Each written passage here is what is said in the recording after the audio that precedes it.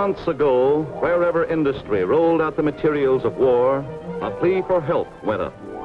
Above the clamor of heavy cranes, the call came clear. Along 1,000 docks where idle ships awaited cargoes held up by labor shortage, the call persisted. At Ford's Willow Run near Detroit, manpower shortage had early become a problem. From its overworked trackless trains to its assembly line, the need for workers had risen sharply. And Willow Run, the world's largest plant producing a single item, the B-24, had a goal of 1 bomber an hour, a goal impossible to reach with manpower alone. Today, with that elusive goal achieved, Ford pays tribute to the women whose help made it possible, to American women everywhere, whose valor on the industrial front has sped the day of victory. Staunch were our modern women as they answered their country's call, and in the uniform of the WAC and other services, released thousands of men for duty at the front.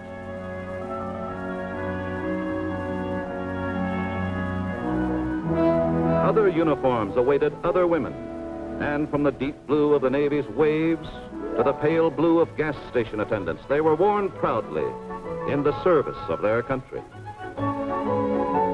Some still window shopped, not hearing the first call. Others played golf, idled golden hours away when every moment was precious. Even domestic duties lost their importance. The call came clear. Wake up, Miss America. Wake up, Mrs. America. Friendly planes may not always cast their moving shadow on you, but planes loaded with evil men and death.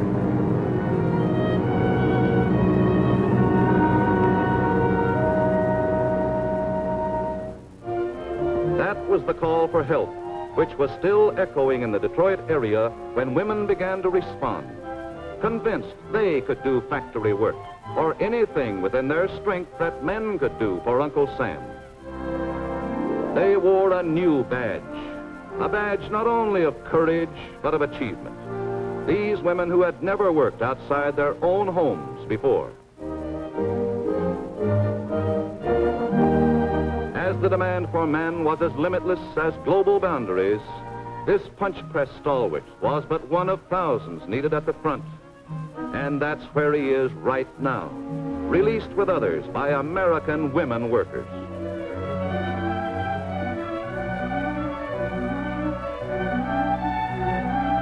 Gradually, the reluctance of husbands to their wives' defense plant jobs relaxed, as such labor became a patriotic privilege.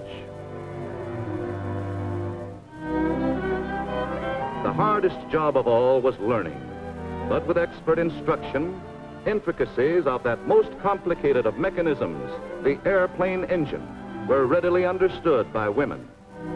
It happened that a woman's delicate touch enabled her even to excel men in certain precision operations. Not peeping Toms, but riveters, learning how and where to put the 700,000 rivets that go into a single Liberator bomber.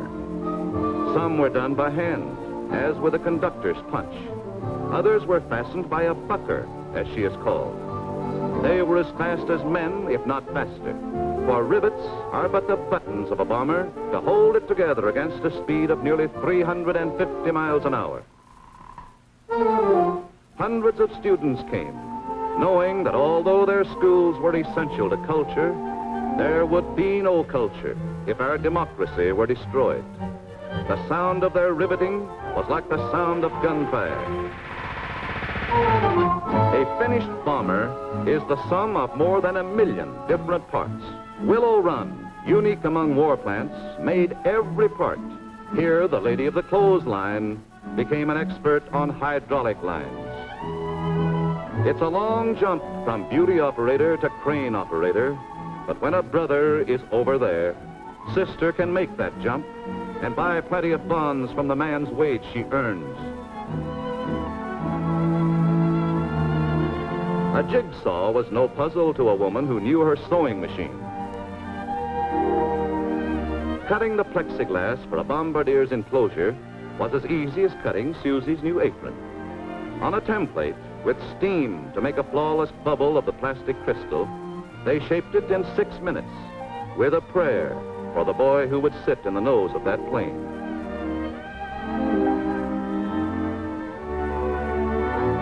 And now the 6 minutes are up, and the transparent enclosure is as fit for the bombardier's clear eyes as it is stout to buffet the terrific winds a bomber creates in its flight. More than 40% of fuselage workers at Willow Run were women, American women, building strong bodies for the planes that would carry their men into foreign skies, shield them on foreign shores. Dietitians supervised the meals which were served the women at cost and which compared with the best of urban restaurant fare.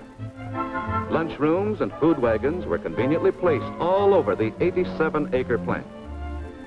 For mental digestion, the training school library provided relaxation and books for study. To man these planes might have caused compulsory national service, but then American women continued like these to fill up the ranks. Under the supervision of experts, women installed the wiring which women assembled, while the boys at the front sang a new version of the old song, "The girl I left behind has the job I left behind, and she can have it too, till Johnny comes marching home again." Jigs like these worked as willingly for women as for men. Indeed, with women operators, they cut the 200,000 man-hours formerly required to build a bomber. Every one of these giants of the sky was 25% the product of woman's industry, while these mighty 1,250 horsepower engines were equally the product of fair and competent hands. A new kind of sewing bee for the ladies, a new kind of club that has been felt in Berlin and Tokyo.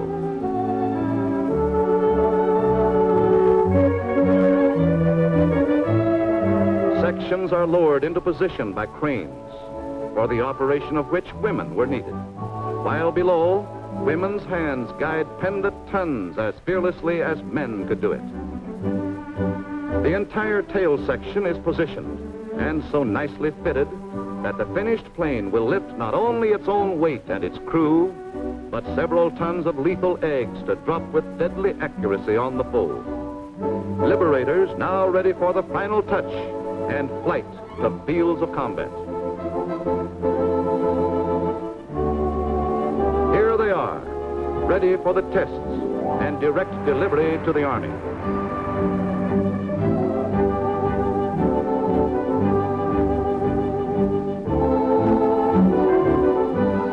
Straight from the liberty-loving hands of American men and women, these ships carry a nation's hopes and an enemy's fears. Made in a free nation, they fly in free skies, while from endless assembly lines, ever more and more liberating eagles take to the air, till the global skies are darkened by their mighty wings.